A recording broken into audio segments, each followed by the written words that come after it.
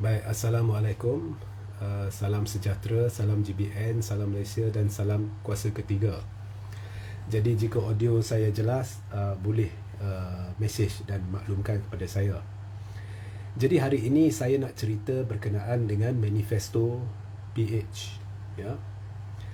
Jadi sebelum saya lanjutkan, manifesto PH sebelum PRU 15 terdapat atau terkandung di dalam satu dokumen yang cukup terperinci, di mana dokumen ini diberi tajuk Tawaran Pakatan Harapan, ya, Tawaran Pakatan Harapan dengan tema Kita Boleh.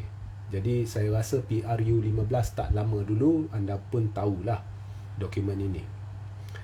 Jadi setakat ini banyak kandungan manifesto sudah pun sah dicapati ataupun kira rakyat sudah dikencing. Contohnya nak lawan rasuah, ya, lantik seorang terpalik jenayah sebagai TPM. Nak lawan nepotisme, lantik anak sebagai penasihat dan anak dia kekal penasihat. Ya. Kemudian nak kononnya boleh selesaikan dengan mudah isu kos sara hidup, tapi kos sara hidup makin melambung. Banyaklah janji sudah dicapati. Tetapi ada satu janji yang terkandung di dalam kitab manifesto PH, iaitu Tawaran Pakatan Harapan yang bertema Kita Boleh, di mana janji manifesto ini membawa makna kerajaan akan memperkenalkan program pemansuhan hutang PTPTN secara bersasar, program khas, ya. Maknanya hutang PTPTN yang masih ditanggung oleh pelajar-pelajar ataupun bekas pelajar akan dimansuhkan secara bersasar bagi golongan-golongan tertentu, khususnya golongan miskin dari isi rumah B40. Jadi benda ni terkandung jelas, anda pun boleh rujuk sendiri di muka 58 kitab manifesto PH yang bertajuk program Tawaran Pakatan Harapan. Tema dia Kita Boleh, ya, muka 58. Dia duduk di bawah tajuk pendidikan tinggi dan subtajuk pengampunan hutang PTPTN bersasar. Jadi benda ni ada hitam putih, ya, janji PH. Nampaknya ini adalah satu lagi janji yang sudah dicapati.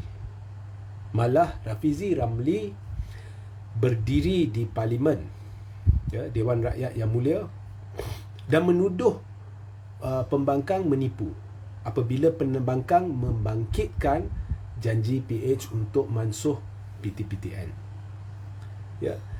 Malah Rafizi tergamak kata pihak dalam pembangkang yang membangkitkan janji PTPTN itu menipu, dan Rafizi menyarankan diambil tindakan terhadap pihak pembangkang itu.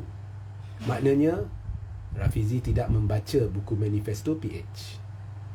Kerana jika Rafizi membaca buku manifesto PH, Rafizi akan tahu apa yang dikatakan oleh pembangkang di Dewan Rakyat adalah tepat, dan yang menipu bukannya ahli pembangkang tetapi Rafizi, kerana Rafizi tergamak memberitahu Dewan bahawa tidak ada janji sedemikian di dalam manifesto PH. Maka seharusnya tindakan diambil oleh Dewan kepada Rafizi kerana menipu Dewan. Tetapi saya fahamlah, barangkali Rafizi tidak membaca buku manifesto PH, sebab Rafizi pun tak kurang kencing dia, ya. Bagi tahu macam-macam sebelum PRU 15, lepas PRU 15 semuanya sah auta, ya.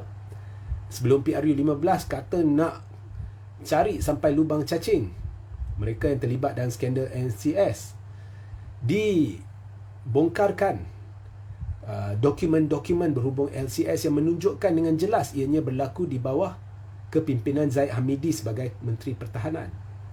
Selepas PRU 15, bukan hanya duduk sebantal dengan Zaid Hamidi, Benda LCS ni tak keluar lagi dari mulut Rafizi Ramli.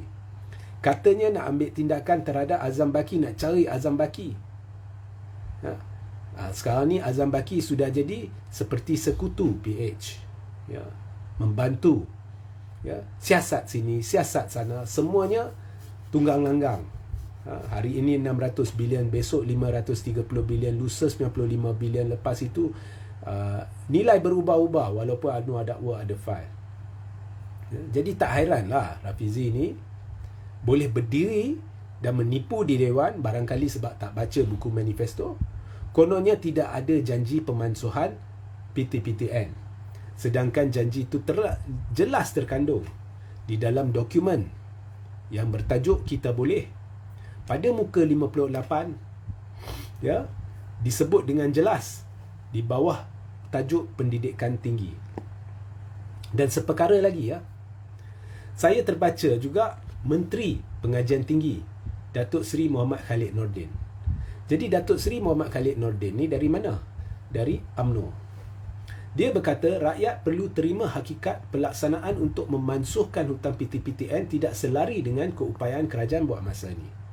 Maknanya Menteri UMNO ni, iaitu Menteri Pengajian Tinggi, tidak ada niat untuk memansuh PTPTN seperti mana dalam janji manifesto PH.